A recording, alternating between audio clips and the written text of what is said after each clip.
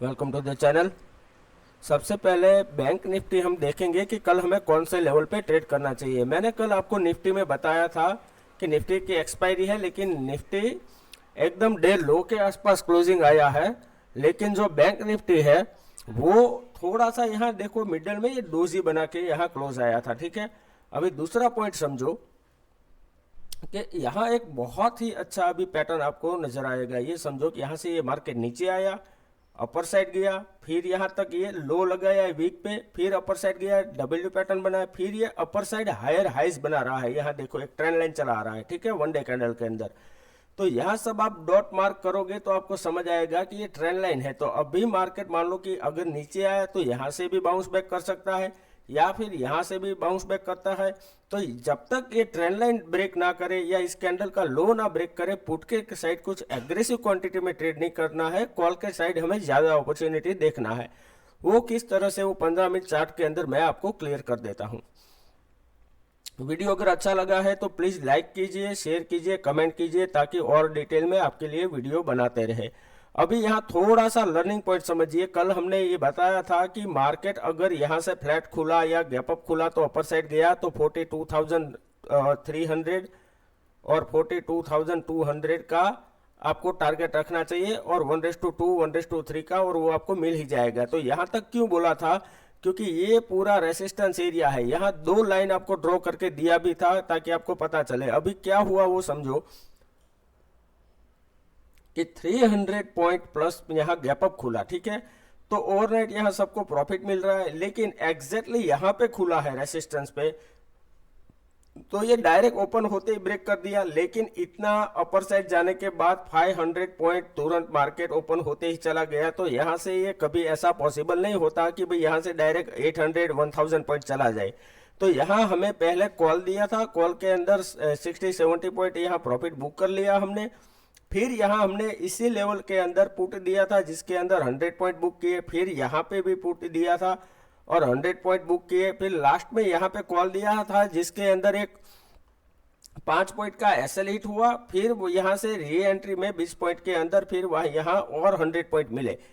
तो आज का बहुत ही अच्छा ओवरऑल ट्रेडिंग रहा। कल यहाँ थोड़ा सा प्रॉब्लम हुआ था, बाकी ये जो ट्रेंड था वो भी हमने कैप्चर किया। ये सब ट्रेंड हमने बहुत ही अच्छे से कैप्चर किए हैं। अभी हमें किस तरह से ट्रेड करना है वो समझ लो। बैंक निफ्टी का अभी क्लोजिंग है 43,700। तो एक तो ये समझो कि जो 43,000 है एक ये राउंड लेवल है। ठीक है, तो ये राउंड लेवल का जब तक अपर साइड है तब तक मार्केट बुलिश है, ये पहला सिग्नल हो गया। दूसरा ये समझो कि लास्ट में मार्केट ने क्या किया है कि ये सपोर्ट लेके अपर साइड गया या टाइम स्पेंड किया, फिर ये ब्रेकडाउन किया, लेकिन उसके अंदर थोड़ा सा यहाँ एडवांस समझो आप।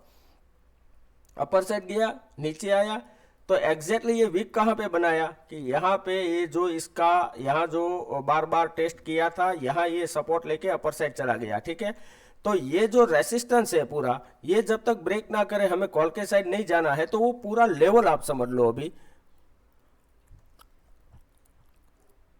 अभी है 43,100।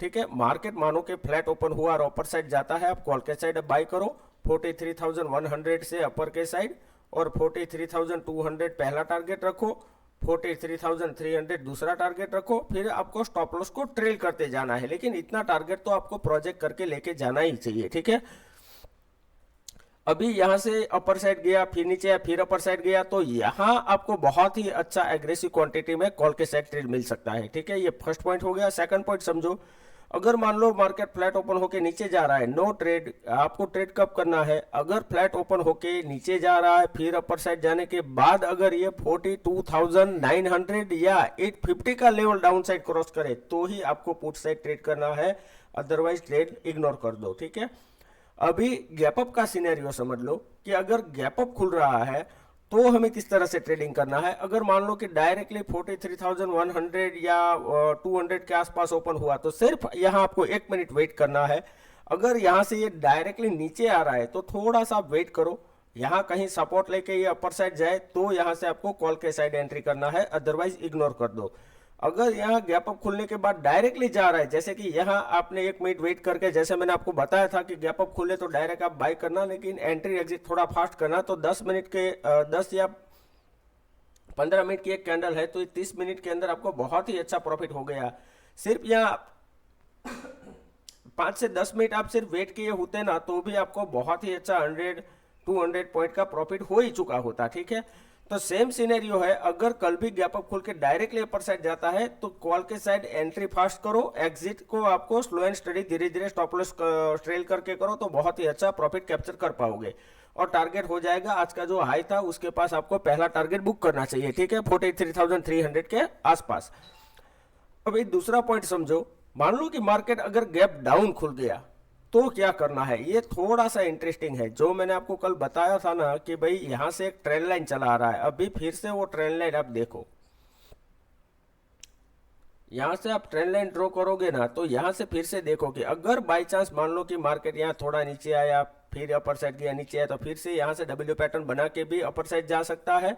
तो यहां से जब तक ये ट्रेंड लाइन ये ब्रेक ना करे तब तक आपको कुछ भी हैवी क्वांटिटी में, एग्रेसिव क्वांटिटी में ट्रेड नहीं करना चाहिए। लेकिन यहाँ एक मोस्ट इंपॉर्टेंट पॉइंट समझो कि ये पूरा बेस बनाया है, यहाँ टाइम स्पेंड करके मार्केट गया है। ठीक है, तो सेम बेस कहाँ पे बनाया था पहले मार्केट ने, यहाँ पूरा दिन बेस बनाया था, इसीलिए इतना मोमेंटम अपर साइड आया और डाउन साइड भी आ गया है। वो गैप अप खुला इसलिए, अदरवाइज फ्लैट खुल के अपर गया होता तो बहुत अच्छी हायर साइड पे मार्केट बुलिश मोड में सस्टेन होके क्लोज देता। ठीक है, तो अभी के लिए ये समझो, अगर मान लो कि मार्केट यहाँ गैप डाउन खुला डायरेक्टली 42,850 से लेके 800 या 900 के एरिया में, तो यहाँ से बहुत हाई प्रोबेबिलिटी हो जाएगी कि मार्केट डायरेक्ट सेलिंग आ जाए, और यहाँ कहीं आपको पहला सपोर्ट होगा 42,700 से लेके 600 का एरिया, यहाँ तक आपको पुट के साइड टारगेट रखना चाहिए। लेकिन यहाँ मार्केट ओपन होते ही मत ट्रेड करना, क्योंकि 5% पॉसिबिलिटी होती है कि मार्केट फिर से यहाँ ट्रैप करके अपर साइड चला जाए। तो यहाँ सिर्फ आपको कंफर्मेशन देखना है, मार्केट ओपन हुआ तुरंत देखो कि ये नीचे जा रहा है या डायरेक्टली अपर साइड जा रहा है। यहाँ प्रोबेबिलिटी हाई है कि गैप डाउन खुला तो नीचे की ओर जाएगा, तो पुट के साइड अगर अपर साइड जाता है तो कॉल के साइड ट्रेड एग्रेसिव ट्रेड ही करे, क्योंकि यहाँ रेसिस्टेंस हिट होगा तो क्या होगा कि यहाँ से मान लो कि अपर साइड गया, फिर ये नीचे आ जाएगा, तो इस तरह की वीक बना देगा।